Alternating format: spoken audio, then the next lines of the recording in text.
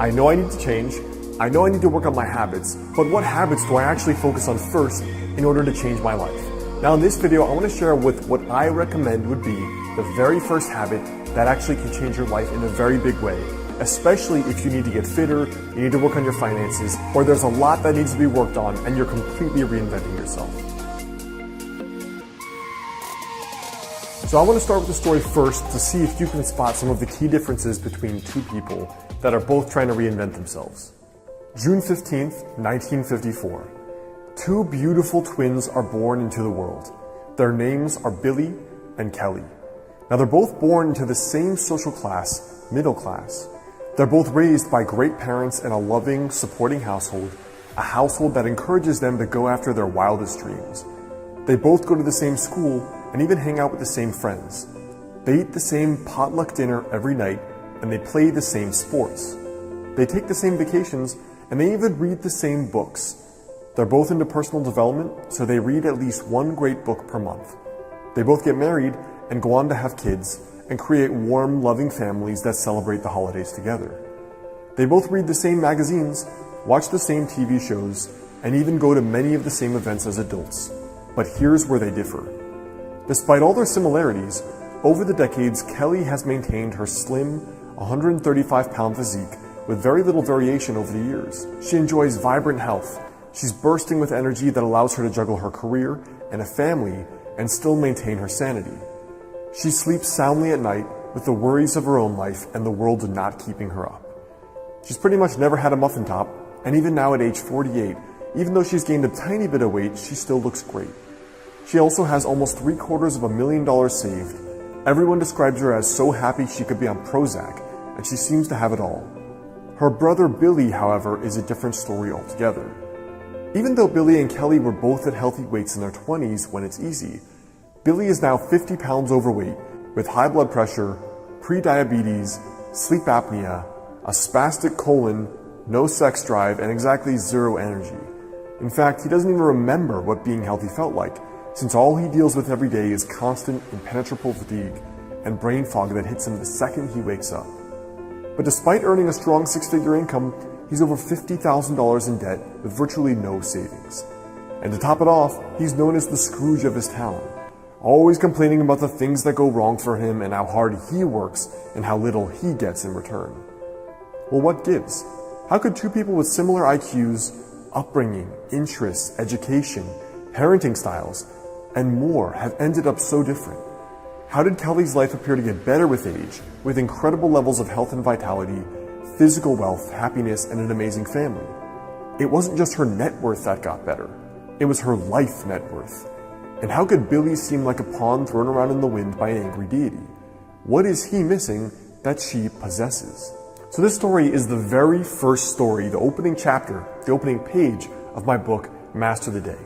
So what did Kelly actually possess that Billy didn't? Well, to me, that one thing she possessed was self-awareness. So to me, the most important habit to change your life is self-awareness. All right, I get it. You were looking for something sexy. You were looking for a tactic to try, something that's cool and unique that you haven't heard before. But here's why self-awareness is the key, and it is not sexy and not the sexy things that make people successful in a holistic sense. Self-awareness shows you three things in your life. It shows you your flaws, it shows you your strengths, and it shows you your loops. For me as a kid, I used to be a horrible know-it-all. I would read books on every subject imaginable. I read hundreds of books. And the thing is, I knew lots of things from an intellectual perspective. I could tell you about sports and medicine and philosophy and meditation from an intellectual perspective, but not from a direct experience perspective. You know, I knew a lot about sex, but not about having sex, if you know what I mean. That my flaw was that I was a know-it-all. So it took me years of self-awareness practice to understand that was a flaw. And sometimes it's better to keep friends than to be right. But it also will show you your strengths. As a kid, I was also extremely sensitive. I'm an INFJ Myers-Briggs type, super introverted and super receptive and perceptive about people's emotions. So as a kid, I could read people almost by the time we'd finish shaking hands. I could predict their personality pretty accurately. And it was kind of scary to me, but it was through these self-awareness exercises that I could learn that was actually a gift. That was actually something I was good at. But that was also something to know I should double down on what my strengths were. Now, the third aspect of self-awareness, why it's the most important habit, is that it shows you your loops. You know, when I was a kid, whenever I would complain to my mom and be like, I wanted to go to my friend's house, she'd say, you sound like a broken record. All of us have loops. There are many names for these things, but they're basically the behaviors you know about your own friends and family that they always do that's annoying as hell, and you know that it's not helping them in life.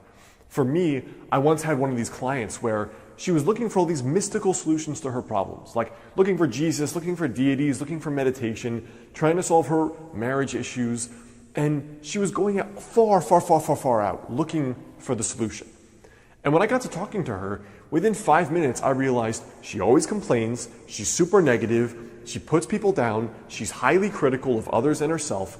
And I was like, this woman was looking for God, and what she needed was to work on her flaws. And her flaws were very obvious, and chances are they were loops that had been present in her life probably for decades. And so when people complain they're not getting results, there's almost always a loop. The loop is sometimes a belief, sometimes a physical habit, but most often it's a combination of both.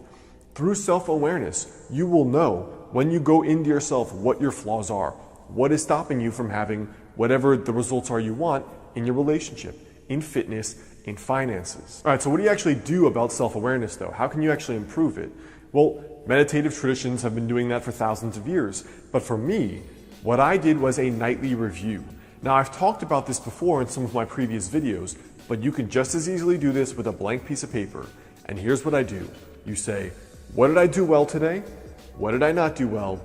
And what loops do I need to work on breaking? So for example, you might have realized, hey, yesterday you did a good job complimenting your aunt on losing weight when you saw her at Christmas or Thanksgiving. That's a great trait. However, you might have noticed that your mom commented on you and you got insecure, felt threatened, and you lashed out. And you're like, Mom, blah, blah, blah, blah. You know, you regressed maybe 10 or 20 or 30 years. It's okay, it happens. But I would put that on that paper. Great job complimenting people in a genuine way. That's a great trait. What I need to work on, not getting so defensive when mom talks to me about my weight or with some other issue. Most often it happens with family because we are great at triggering each other. That's a great example of what I would need to work on.